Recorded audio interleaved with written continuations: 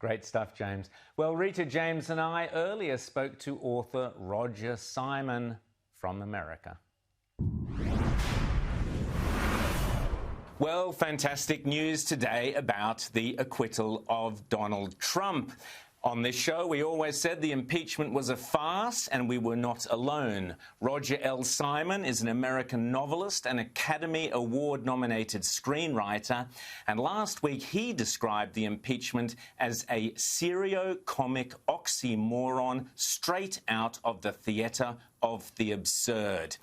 Roger Simon is a very talented writer. As I mentioned, he was formerly the CEO of PJ Media. He's written 10 novels, including the Moses Wine detective series, 7 produced screenplays, and 2 non-fiction books, including the brilliant I Know Best: How Moral Narcissism is Destroying Our Republic, if it hasn't already. Roger Simon joins us now. How are you, mate? How are you doing?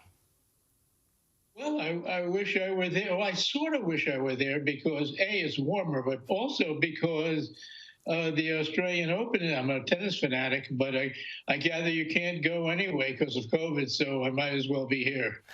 Well, Roger, you described the impeachment as a farce, as a theatre of the absurd. Tell us your reaction this morning on the acquittal. Well, of course, I was relieved, but I'm waiting for the third impeachment. I'm sure that's going to come around.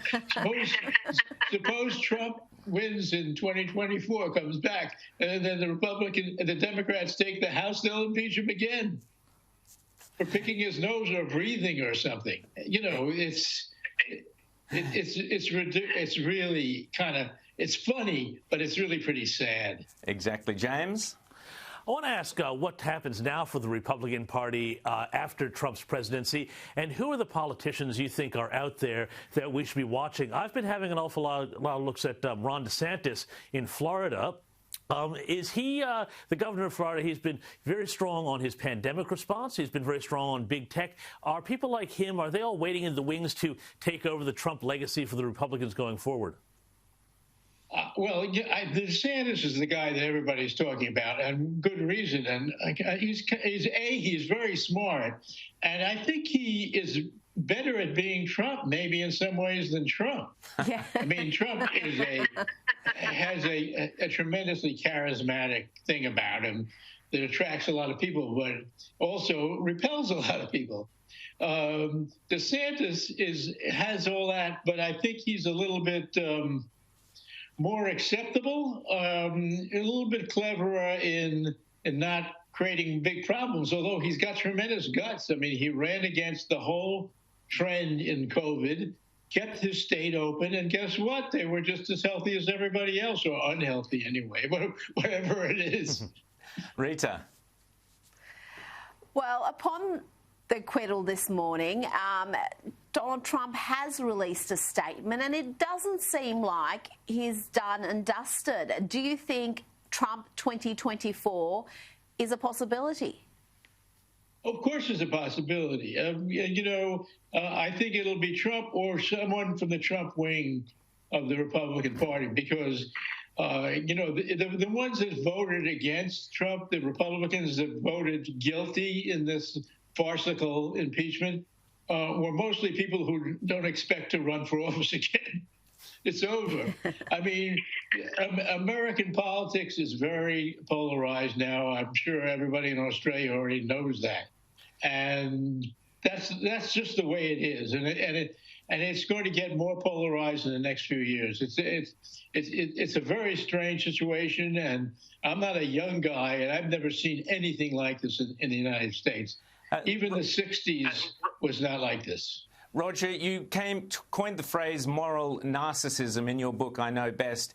And moral narcissism is your way of explaining Trump derangement syndrome and explaining the behavior of the left today. Can you just talk us briefly through that idea?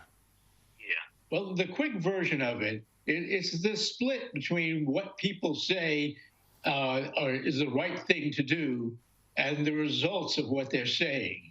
The result, to the moral narcissist, the results are completely unimportant. It's what you say that makes you a good person. So what you have in the left of the United States is an epidemic of moral narcissism, of people making pronouncement about the world, way the world should be.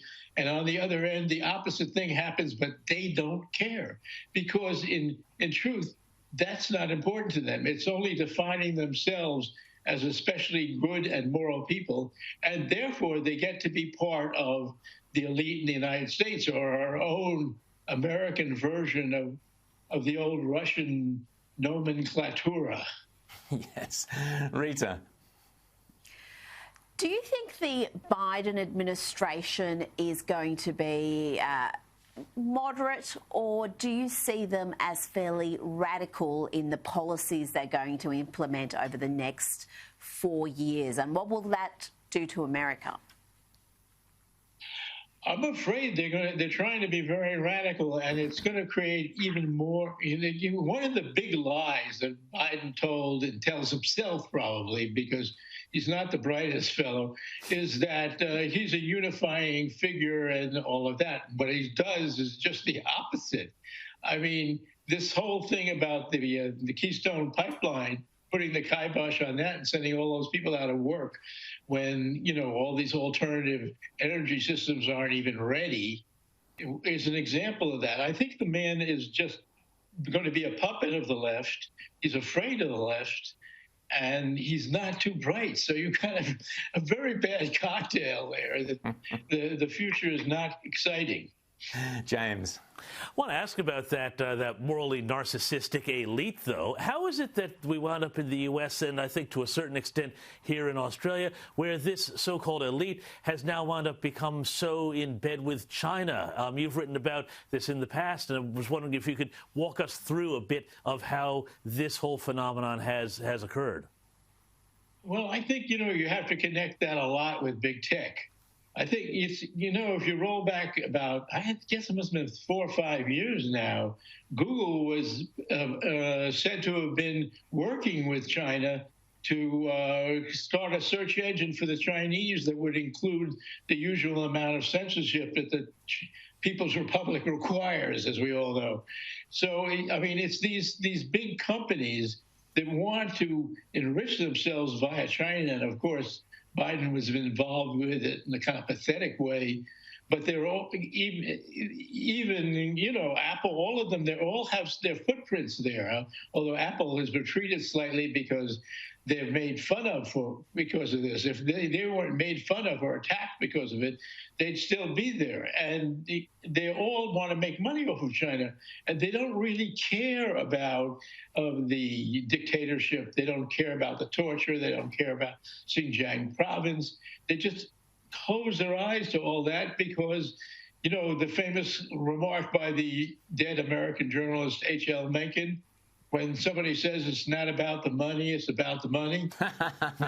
Fantastic. Roger L. Simon, thanks so much for coming on Outsiders on this very important morning. You're also a huge tennis fan, and your book, The GOAT, I urge people to read as well, the greatest of all time. Roger L. Simon, thanks so much for coming on.